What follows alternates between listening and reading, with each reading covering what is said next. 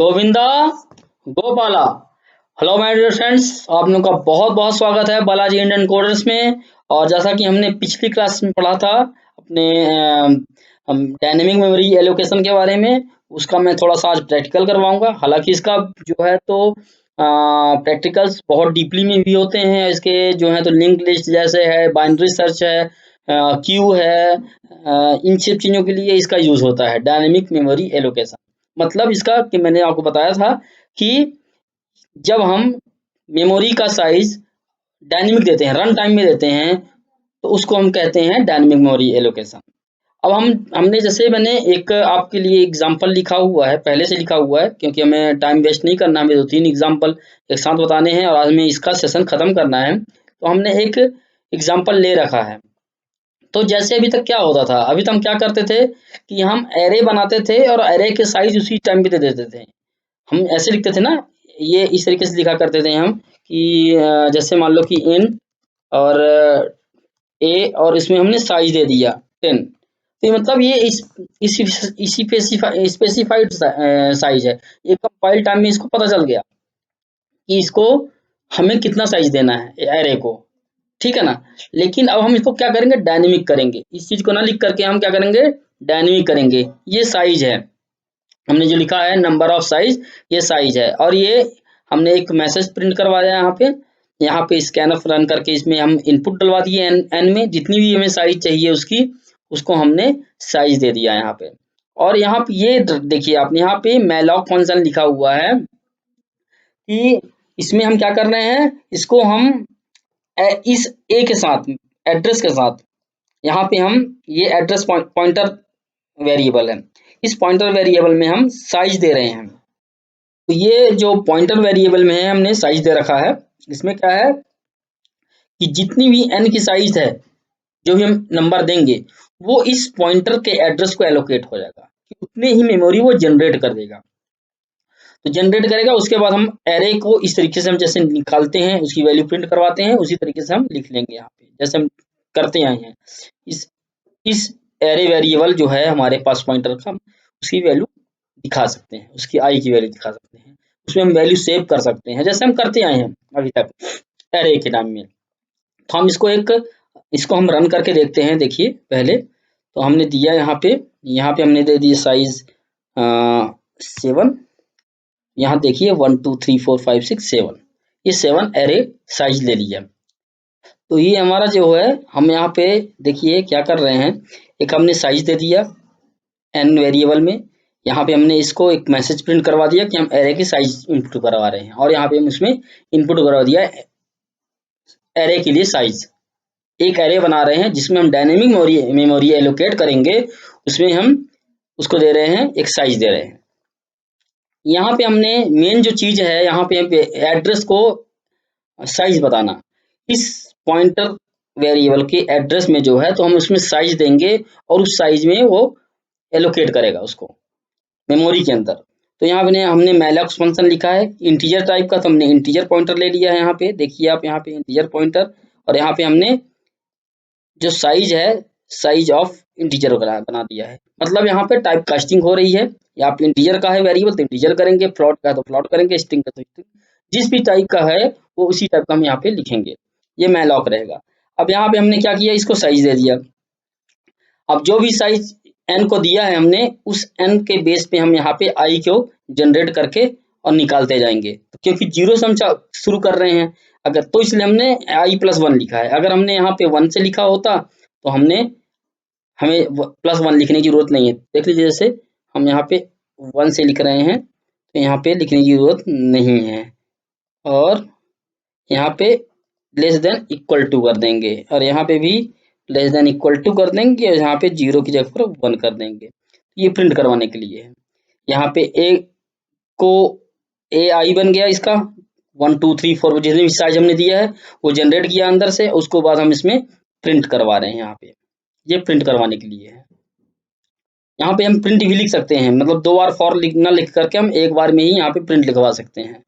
अब देखिए यहाँ पे फिर से हम करते हैं, ये देखिए 2 सेकंड, थोड़ा सा हम इसमें न्यू लाइन कर देते हैं जिससे थोड़ा सा क्लियर रहे। न्यू लाइन, तो ये आपका न्यू लाइन हो गया। अब हम इसको छोटा करके और रन करते हैं।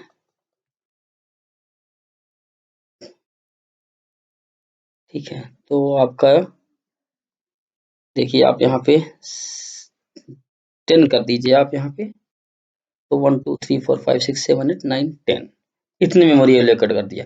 मतलब पहले मैंने आपको बताया था कि जब हम स्टैटिक मेमोरी डिफाइन करते हैं, स्टैटिक मेमोरी डिफाइन करते हैं तो वो क्या होता है, जैसे हम ए और वेरिएबल के साइज दे दिए 10 और हम उसमें से हम केवल तीन मेमोरी का यूज कर रहे हैं, बाकी 7 जो है तो फालतू में मेमोरी का में स्पेस ले रखा है। उस चीज को अवॉइड करने के लिए हम डायनेमिक मेमोरी बनाते हैं। हमें जितनी जरूरत है उस टाइम उसी टाइम पे हम डिफाइन कर दें कि इतनी मेमोरी की जरूरत है हमें, और उतना ही हमें दे देगा वो। तो इसका फायदा है ये कि हमें मेमोरी में जगह देना है, जितना मेमोरी में स्पेस जरूरत है रन टाइम में ही हम उसको दे देते हैं और उसी टाइम पे हम उसको यूज कर लेते हैं। बट इसका डिसएडवांटेज क्या है कि जैसे मान लीजिए कि मेमोरी में मैंने दिया यहाँ पे साइज दे दिया, मान लो 2000 दे दिया, लेकिन 2000 है ही नहीं उसमें, 1000 है केवल मेमोरी में जगह, तो उस टाइम पे मेमोरी ओवरफ्लो हो जाता है और वो एरर आ जाता है। तो इस चीज को हमें अवॉइड करना होता है। तो गाइस एक एग्जांपल ये हो गया, मैं दूसरा एग्जांपल आपको बताता हूँ कि इसमें हम कैसे करते हैं। तो हम इसको जो है तो डिलीट करते हैं और फिर से लिखते हैं। तो जैसा कि मैंने आपको बताया, मैंने ये एक प्रोग्राम तैयार किया है कैलॉग के लिए। मैंने मैलॉक को बताया था कि मैलॉक में केवल क्या होता है कि हम एक वेरिएबल के लिए मेमोरी का यूज कर सकते हैं। मतलब जैसे हम एरे बनाना है तो मेमोरी उस एरे को मेमोरी एलोकेट करना है उस वेरिएबल के लिए, तो हम कैलॉग का यूज कर सकते हैं। लेकिन अगर हमें कोई एक स्ट्रक्चर के अंदर कितनी वेरिएबल, बहुत सारी वेरिएबल हम दे सकते हैं।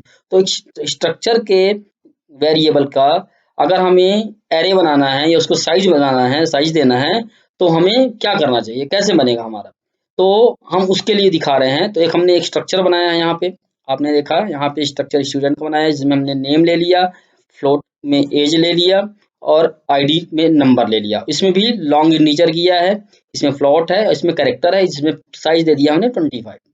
ठीक है, अब हमने क्या किया, यहाँ पे हमने इनपुट कुछ नहीं करवाया, हमने केवल सीधा सीधा यूज किया है। इस ऑब्जेक्ट का अगर हमें बनाना है, कितने बनाने हैं, उसकी मेमोरी कितनी यूज होगी, वो मैं आपको दिखाना चाहता हूँ। तो ये देखिए यहाँ पे हमने स्ट्रक्चर का बना दिया और वेरिएबल कि ये स्ट्रक्चर स्टूडेंट का है, इस स्टूडेंट का रिकॉर्ड नाम से हमने वेरिएबल बना दिया इस स्ट्रक्चर का।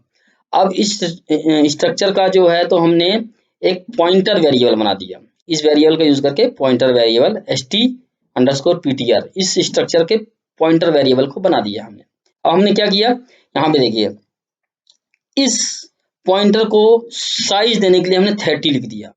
हम इसको इनपुट करवा सकते हैं डायरेक्ट, लेकिन हमने डायरेक्ट नहीं करवाया, हमने लिख लिया यहाँ पे। तो यहाँ पे साइज दे करके हमने ये इसको पॉइंटर की साइज मिल गई हमें।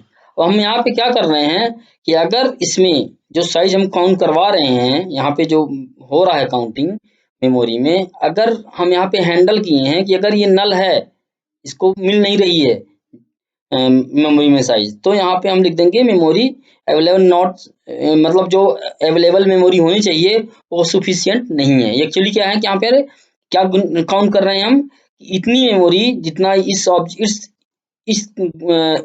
ऑब्जेक्ट की जितनी साइज हो रही है इस स्ट्रक्चर की, मल्टीप्लाई बाई 30, इस 30 के बराबर जो भी मेमोरी साइज बनती है, अगर उतनी काउंट में नहीं है तो ये नल रिटर्न कर देगा यहाँ पे। तो अगर ये नल के बराबर है तो मतलब मेमोरी सफिशिएंट नहीं है। अगर ये अवेलेबल है तो हम इसमें यहाँ पे उस पॉइंटर का काउंट दिखा देंगे, काउंटर का काउंट यहाँ पे भी बाद में मेमोरी भी दिखाऊंगा। अभी आप देखिए यहाँ पे कैसे चल रहा है ये। तो जैसे यहाँ पे लिखा है अवेलेबल मेमोरी इतनी, ये पॉइंटर की मेमोरी बता रहा है, पॉइंटर की दिखा रहा है। तो हम क्या करें इसको, अगर हम इसमें %d लिख देते हैं और ये स्टार हटा देते हैं, तो अब आप देखिए यहाँ पे क्या दिखा रहा है, अवेलेबल मेमोरी इतनी हमारे पास अवेलेबल है मेमोरी।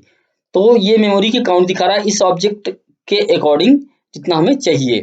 अब हम क्या कर रहे हैं, अब हम इसको अगर हम डिबग करके देखते हैं तो डिबग करके देखिए तो यहाँ पे आपके पास आ गया। यहाँ पे देखिए ये str है और ये जी इस जो क्लास की साइज है वो क्लास की साइज हमने दे दिया, स्ट्रक्चर की साइज यहाँ पे दे दिया हमने कितना चाहिए, और यहाँ पे ये काउंट कर रहा है। अभी देखिएगा ना ये str अलग दिखा रहा है यहाँ पे, अब देखिएगा कुछ इसमें ये देखिए दूसरा दिखाने लगा यहाँ पे इस मेमोरी की साइज दे लिया वो। अब यहाँ पे ये नल के बराबर नहीं है तो अवेलेबल है, दैट मीन्स ये आगे गया और यहाँ पे ये प्रिंट कर देगा इसकी वैल्यू को। तो आपका यहाँ पे आ जाएगा कितना मेमोरी इतना जो साइज है। तो इस तरीके से अब हम इसको मेमोरी के अंदर लिखा हुआ नहीं देख सकते हैं, लेकिन मेमोरी की साइज हम देख रहे हैं कि कितनी साइज हमें मिल जाएगी। तो इस तरीके से ये कैलॉग फंक्शन का यूज होता है। और ये कैलॉग फंक्शन जो है तो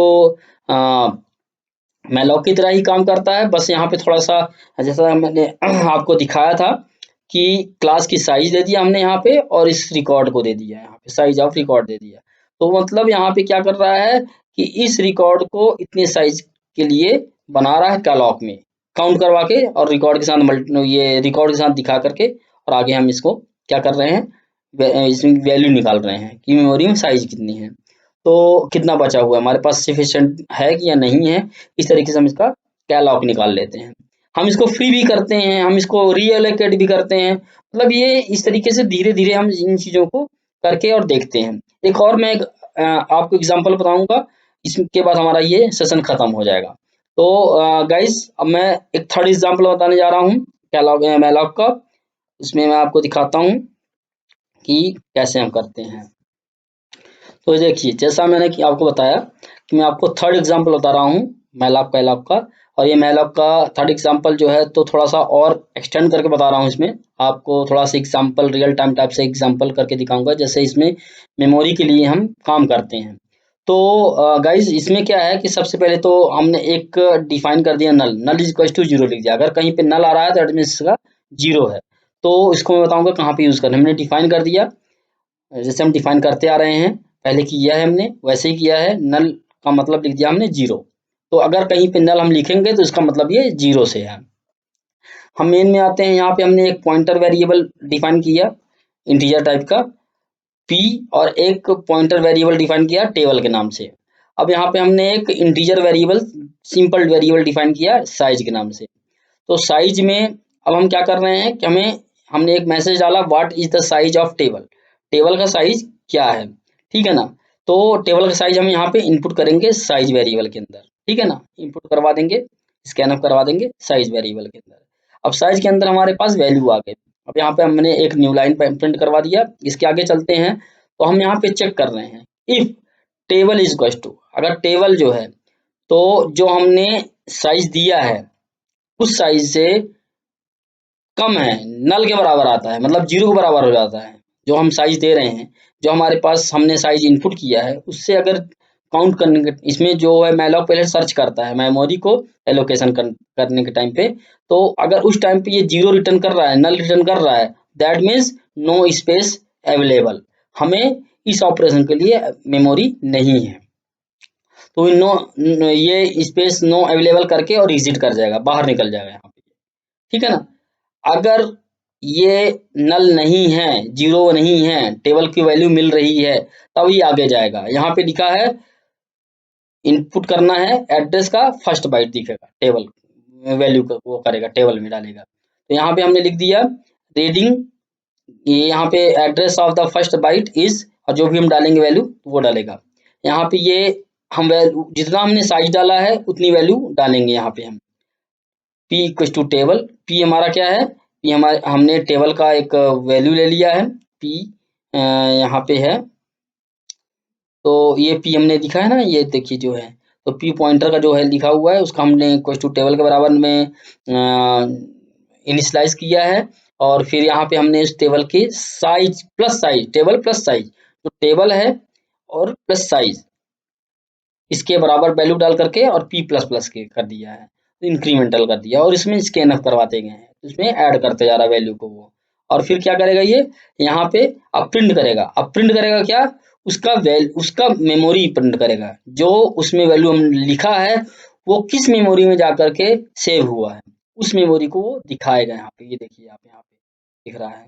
तो यहाँ पे ये हमने एक तो हमने लिखा है %d, तो %d इसके इस एड्रेस के लिए लिखा है, और ये लिखा है सॉरी इस वैल्यू के लिए लिखा है, और यहाँ पे हमने लिखा है %u, ये एड्रेस के लिए लिखा है। तो ये इस तरीके से %p और p में दिखाएगा। अब हम करते हैं इसको रन। तो रन किया हमने, तो देखिए ये यहाँ पे पहले क्या मांग रहा है, इनपुट टेबल वैल्यू। हमने टेबल वैल्यू डाल दिया, सपोज दैट 5। तो ये क्या लिखा है, तो जैसा कि मैंने यहाँ पे इनपुट कर दिया टेबल, और टेबल डाल दिया हमने 5, एड्रेस हमने डाल दिया ये जो हमारा एड्रेस ऑफ फर्स्ट बाइट, ये लिखा हुआ है फर्स्ट बाइट का एड्रेस, फर्स्ट बाइट अभी यहाँ से इनिशियलाइज होगा, शुरू होगा हम। तो हमने डाला यहाँ पे जैसे मान लीजिए वैल्यू डाल दिया हमने 10, 7, 4, 8, 11। तो ये देखिए अब यहाँ पे दिखा रहा है कि 11 जो है 80, यहाँ पे देखिए आप 68 से स्टार्ट हुआ है, ये 68 था हमारा, देखिए मेमोरी एड्रेस 68 है ना, 11234368 इस एड्रेस में स्टार्ट हुआ है। तो ये पहला वैल्यू हमारा था 10, तो इस 10 में जो है तो ये वैल्यू जाके सेव हुआ है, इस एड्रेस में जाके वैल्यू सेव हुआ है। फिर ये इंटीजर का वैल्यू है तो इसलिए 4 बिट लेता है, तो मतलब 68, 69, 70, 71, 72। तो 72 में जो है तो 7 को इसने डाला है, इस 7 को। फिर ऐसे ही 4 एक्स्ट्रा करके ऐड करके इस 4 में डाला है, फिर 4 और ऐड करके मेमोरी में इसने 8 को डाला है, फिर 4 और ऐड करके इसने 11 को डाला है। तो इस तरीके से ये शो हो रहा है भाई। इसमें थोड़ा सा ऊपर नीचे मैंने कर दिया है, एक बार इसको मैं सीक्वेंस में करता हूँ। तो क्योंकि ये इसलिए मैंने उल्टा मतलब आगे पीछे से आगे का हो रहा है, क्योंकि हमें यहाँ पे टेबल प्लस साइज लेके चलना पड़ रहा है। तो इसलिए हमें जो है तो इसका थोड़ा इसी तरीके से प्रोग्राम बनाएंगे हम, इसको डिक्रीमेंट ऑपरेटर में भी यूज करके। बाकी इसको मैं एक बार डिबग करके दिखाता हूँ कि कैसे ये काम कर रहा है। तो आप देखिए इसमें जो है तो ये काम कैसे कर रहा है। ये है हमारा जैसे स्टार्ट हुआ, तो हमने यहाँ पे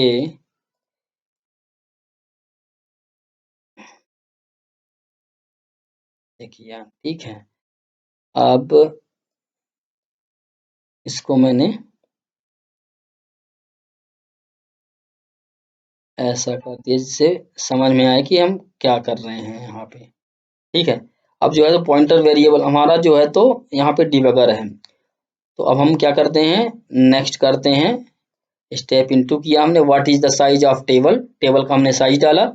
तो अभी हम डालने के लिए जैसे स्कैन अप करेंगे तो हमें हमसे इनपुट लेगा, तो स्कैन अप किया, इनपुट हमसे मांग रहा है। अब हम यहाँ पे इनपुट डाल रहे हैं, मान लीजिए कि हमने डाल दिया 6, तो 6 डाला हमने और इंटर किया, तो हमारा डिबगर फिर से यहाँ पे आ गया इस जगह में।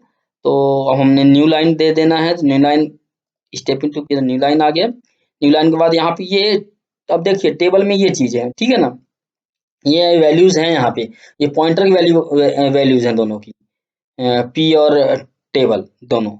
तो इसमें जो है तो हमने वैल्यू डाल दिया, तो ये बेसिकली यहाँ पे चेक किया, नल के बराबर नहीं है इसलिए बाहर नहीं गया, ये अंदर आ गया। अब अंदर आने के बाद क्या कर रहा है ये, कि ये काउंट कर रहा है किसको, यहाँ पे address of the first byte is, first byte का एड्रेस यहाँ पे डाल रहा है, ये देखिए टेबल का फर्स्ट बाइट का एड्रेस डाल रहा है यहाँ पे, ठीक है ना। तो एड्रेस ऑफ फर्स्ट बाइट, तो पहला बाइट जो हमारा आएगा वो 280 से स्टार्ट होगा।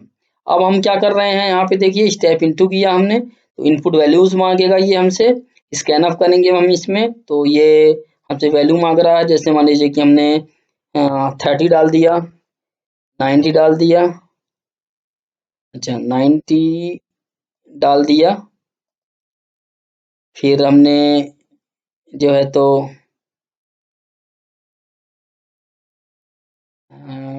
90 के बाद हमने क्या डाला, 3 डाल दी, 5 डाल दिया, फिर हमने डाल दिया, एक एक वैल्यू डाल रहे हैं, डिबगिंग कर रहे हैं, तो बेसिकली थोड़ा सा टाइम ले रहा है। तो ये अब हमने क्या डालना है, 77 डाल दिया हमने। अब जो है तो ये स्टेप इनटू किया, तो अब ये यहाँ पे मांग रहा है 8 दे दिया हमने, और अब ये बाहर चला जाएगा क्योंकि ये 5 6 डाला, तो एक और वैल्यू डालनी पड़ेगी। नेक्स्ट किया, इसमें डाल दिया हमने 0। ये देखिए अब ये जो है तो नेक्स्ट लाइन में गया, और ये फॉर लूप लगा करके एक एक करके ये वैल्यू दिखा रहा। देखिए यहाँ पे 0 हमने लास्ट से किया है ना, तो लास्ट से काउंट करना स्टार्ट किया है मेमोरी को, जहां तक मेमोरी को कैलकुलेट किया वहीं से पीछे तरफ मेमोरी कैलकुलेट करना स्टार्ट कर दिया। तो देखिए आप, तो ये आप देखिए 90, ये 30, और ये इस तरीके से यहाँ पे आ गया। अब देखिए यहाँ पे 30 हमारा पहला वैल्यू था, 30 का एड्रेस और जो हमारा फर्स्ट बाइट का स्टार्टिंग एड्रेस है वो दोनों सेम है। मतलब यहाँ से मेमोरी में एड्रेस स्टार्ट कर दिया मैं वैल्यू को रखना। तो पहले एड्रेस में इसने 30 को रखा, 30 को रखा। दूसरे एड्रेस में क्योंकि इंटीजर वैल्यू है, वेरिएबल का है, इसलिए ये 4 बाइट ऐड करके चल रहा है। तो 80 प्लस 4 84, 84 प्लस 4 88, 88 फिर इस तरीके से 4 ऐड हो 92, फिर 4 96, फिर 4 300। तो इस तरीके से इस एड्रेस में इसने डाला 30 को, फिर सेकंड वैल्यू 90 डाली 40 में 84 में, फिर 5 को डाला इसने यहाँ पे। तो इस तरीके से ये एक एक वैल्यू डाल रहा है और इसके एड्रेस दिखा रहा है। तो मतलब कहने का कि 30 जो वैल्यू स्टोर हुआ है इस एड्रेस में स्टोर हुआ है, 90 वैल्यू जो स्टोर हुआ है इस एड्रेस में हुआ है, 5 वैल्यू जो स्टोर हुआ है इस एड्रेस में हुआ है, 77 वैल्यू स्टोर हुआ है तो इस एड्रेस में हुआ है, और 8 वैल्यू जो स्टोर हुआ है तो इस एड्रेस में, और 0 वैल्यू जो स्टोर हुआ है वो इस एड्रेस में हुआ है।